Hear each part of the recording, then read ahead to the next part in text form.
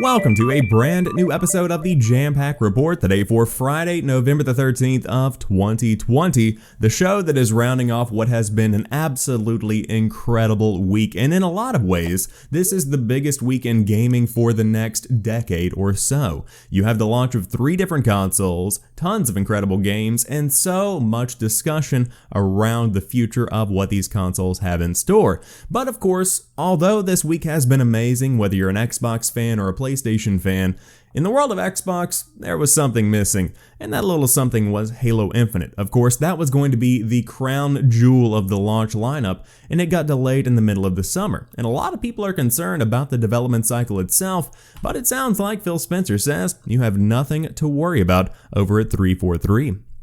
Since even before it was delayed, something about Halo Infinite's development never seemed quite right. Setting aside how long the game has been in the works, developer 343 has been losing one lead after another until more recently director Chris Lee left the team. Head of Xbox Phil Spencer, however, says you should not worry. Speaking to GameSpot, the exec said he is not anxious about staff departing the developer, going on to say that pushing back the project's release date so close to the gameplay reveal in July painted a different public picture to what's actually going on behind the scenes. Quote, "I don't have any specific concern about 343, Spencer said. I actually think in the long run, turnover is a healthy thing because we want people who are really motivated about the things that they're working on."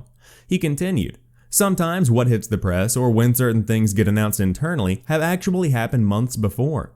It is not always accurate when these things line up. We did take the feedback coming out of the July showcase event seriously, both on the date and what people were expecting from the game.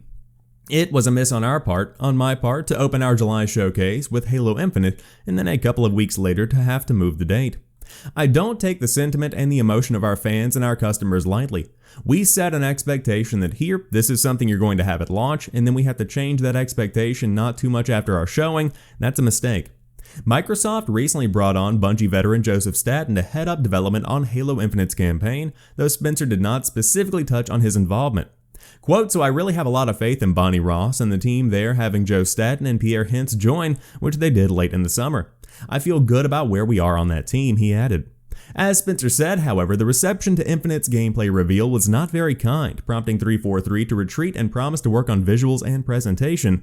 Halo Infinite does not currently have a release date. So as I said, this was a devastating blow for the Xbox launch.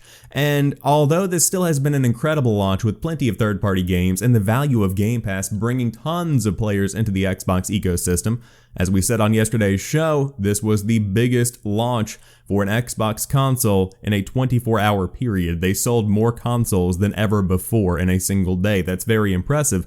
But if you look at the back of the Series X box, Halo Infinite is front and center. This was going to be the game of the year in the world of Xbox. And so this is something that was very unfortunate. It's something that is still really leaving the community reeling in a lot of ways, especially the Halo community, but a delay is always good because the game inevitably has to get better with more time being put into it. But there's a lot of turnover going on here, and I know that Phil Spencer says there is nothing to worry about. I understand that what the public sees and what the media reports on may not be the complete and total truth of what's going on behind the scenes, but there's still cause for concern here, because you're having a lot of big names leave this project late in its development, and again, as he says, the media may not always have the correct story, including whenever he's telling people what's going on behind the scenes. I'm just being a little bit skeptical here that everything is okay at 343.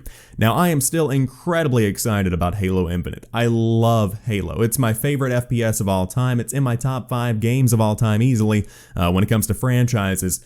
I just adore Halo, and I was looking forward to Halo Infinite so much for this holiday season, and I can wait. It's okay. I'm not going to be weird, like some people who send death threats to developers. Don't do that, please.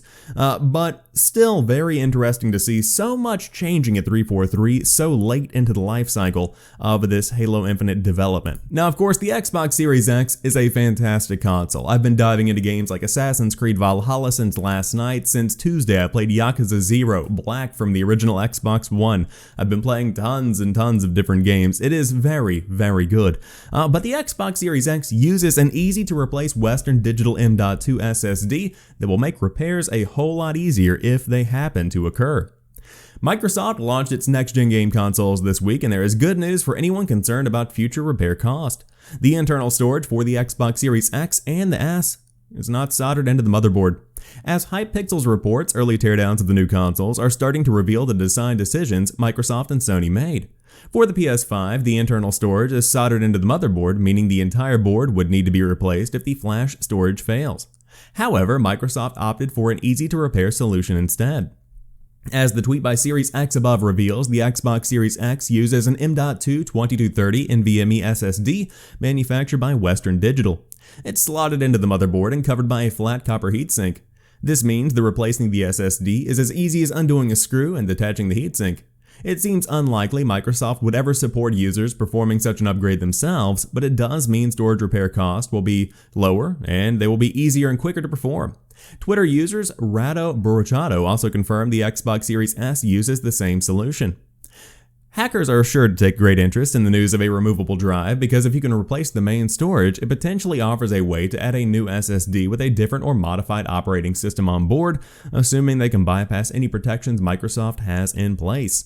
On top of that, I will make it very clear, there has been a confirmation, or at least from the community a confirmation, that any kind of tampering with this SSD within your Xbox Series X or S will void the warranty. So, with that being said, this is still a cool little piece of news here because, again, repair costs are something that are always going to be taken into consideration. In the past, I've had to send in my Wii to Nintendo, I've had to send in my DS to Nintendo. I believe that tons of people had to send in their Xbox 360s whenever the red ring of death hit their Xboxes. On top of that, the yellow light of death was a thing on the PS3, and although it is very rare, you do see consoles throughout history that have to be sent in for repair, assuming they're still under warranty. And so to see that Microsoft chose a solution that is very easy and accessible is something that I think is a positive. Now when it comes to why the PS5's SSD is soldered into the motherboard versus the Xbox being pretty much just a kind of pop it out and replace it situation, it's probably that proprietary nature that Sony likes to have. Because I guarantee you somebody is going to homebrew an Xbox Series X OS that just uses Windows 10 to play PC games and you can boot Steam up on it. Give it like a week, it'll happen. The PlayStation side of things tends to be a bit more locked down. No one really wants you to be doing that over at Sony. So that could potentially be something that holds people back from doing that. But regardless, of course, the PlayStation 5 has an upgradable SSD. On the Xbox Series X, you have the Seagate expansion cards that you can slot into the back very easily for about the same cost as a comparable SSD. And then, of course, third parties will come in and make that solution even cheaper as time goes on. So, shouldn't be that big of a deal in the long run. No matter how you look at it, the storage is infinitely upgradable on many of these consoles. But with that being said, moving on to PlayStation news, Ghost of Tsushima has sold 5 million copies since July. Ghost of Tsushima, Sony's most recent first-party release on PS4, has already sold over 5 million copies. The new figure was revealed in a New York Times profile, which also said the God of War series has sold over 51 million units. Within 3 days on sale, Ghost of Tsushima managed to sell more than 2.4 million units around the world, making it the PS4's fastest-selling first-party IP debut. During the same month, Tsushima, it's weird whenever they just immediately abbreviate it. Tsushima was the US's best-selling game according to the MPD. The Japan-set epic also fascinated Japanese players who made it the country's second highest PS4 game in sales for a first-party game ever. On the God of War side of things, Kratos' last outing sold more than 5 million units in its first month. By May 2019, just over 1 year after the game's release, this had doubled to 10 million units. A sequel, God of War Ragnarok, was revealed for the PS5 in September, set for release in 2021. So ultimately, congratulations to Sucker Punch because this is their biggest game ever, and that's after games like Sly Cooper and Infamous. That is very, very impressive.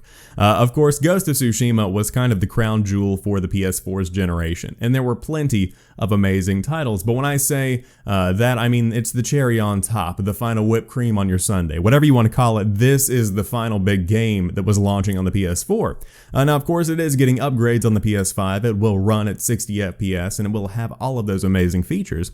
So if you did want to check it out, ultimately, this is going to be the best time to do so if you have a new piece of hardware.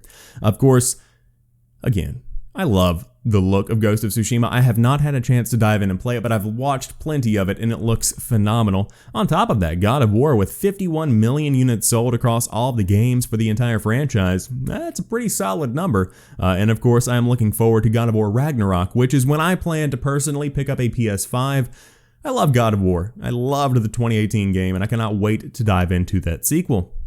But to round out today's show, if you are getting a new PS5, you might be in for a bit of a surprise because a PlayStation 5 fan has bought the digital edition and received the standard version in the box. Now this is Corey Cudney, of course, Kinda Funny best friend over from the Kinda Funny community. You may have heard that today is the launch of the PS5, or I should say yesterday is the launch of the PS5. Fans all over the globe, except Europe of course, are starting to receive Sony's next-gen console, ushering in a new era of gaming. One of those fans is AV media designer Corey Cudney, who, when pre-orders were live, managed to secure a digital version of the PS5, or so he thought. Ordered from PlayStation directly, Corey's PS5 was delivered promptly by FedEx this morning. In anticipation, he opened the box, but something was awry. Rather than the digital console he was expecting, Corey in fact received a standard PS5 in the box. After speaking to Corey, we have confirmed that he did receive the standard console in place of the digital one. Corey said that while he was initially super confused to unwrap it from the box, he still has some PS4 discs that he are happy to see the mistake. Although he specifically ordered the digital-only console because he liked the look of it better, Corey said, "I honestly don't see how I could be mad with it. It's the more expensive version, so I'm alright with the mix-up." In this moment of fortune, Corey did indeed get the more expensive console, with the standard version retailing at more than $100 more than its digital counterpart. He is hoping that nobody who ordered the standard console gets Corey's digital version in its place. With the console launching today, we are putting together a handy launch guide over at DualShockers if you did want to dive in and check it out. But ultimately, this is not an isolated incident. Somebody else also experienced what Corey had, so it seems like some manufacturing mishaps are happening, and you might just get lucky. Now, as long as it doesn't go the other way around, no one is going to be complaining here. I agree with Corey. I think the look of the digital console is better, but ultimately, having a disk drive is always a good option. That's why I appreciate the Xbox Series X versus the S, because although the S has a fantastic design, the X does have the disk slot in it. And so whenever I pick up a PS5, I will absolutely be getting the one with a disk drive in it. So with that being said, keep your eye out if you are expecting a new console in the coming days. But that rounds out today's episode of the Jampack Report, and I just want to thank you guys for an incredible week of shows, a fantastic time to be playing video games, and it has been a very fun launch week with you all. But of course, I'll be back on Monday for a brand new episode of the show, but until then, you guys have a fantastic weekend. I'll talk to you soon, and peace.